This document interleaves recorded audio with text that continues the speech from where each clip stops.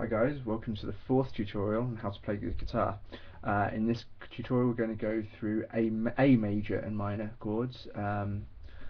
Hopefully you've been through the E major and minor because we're going to refer to that, but if you haven't, it's no big deal, but it just might help. So let's go through which one should we go through? A major or minor?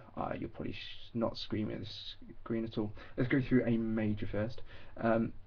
Now it's important to note that I actually play this chord quite lazily. I usually do that, but it's much better to play it like this. So I'm going to teach you how to play it properly, and then if you get lazy, that's down to you. So the notes. We want the first note, so we're going to ignore the E string. You don't have to, but the way I'm going to teach you to, you do ignore it, because otherwise it's slightly out theoretically, and once again that might be explained in another tutorial, but we're not going to go into it here. So the first note you want to play with your right hand is the A string.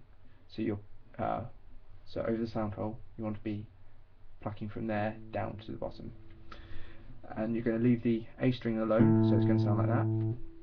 Then you want to put your third finger, your middle finger, on the second fret of the D string. It should sound like that. Then, and this isn't set in stone which fingers you go where. Just put something over where I say to put them, and then first finger on the second string again of the G string. It should sound like that.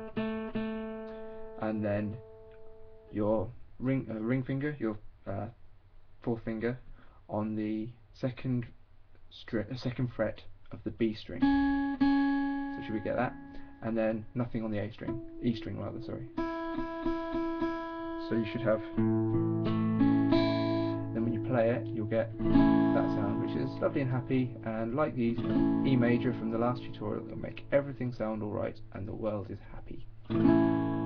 But of course, for every happiness there's got to be a sadness, and so we'll do A minor.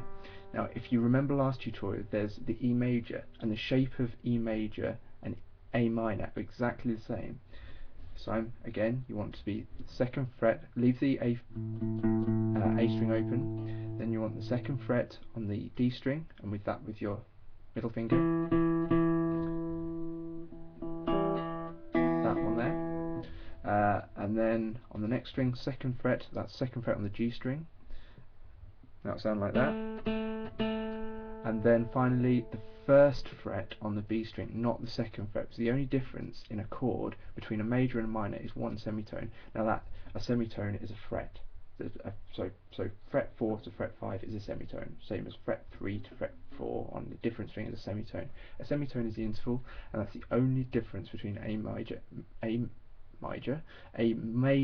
minor, and just like any other major and minor chords there are. So that's your A minor, and that's exactly the same shape, with your fingers, just one string down of E major. So that's E major and A minor, same shape, just one string down. That's the only difference. So have a good bit of practice on that, and one thing you can do, now you know E major and minor, you can practice going from one to the other. So E major, A minor, and E minor to A major. Now that's me cheating again, this is just me cheating because but try and learn it that way. In fact, I'll try and do it that way, but it's a bit awkward.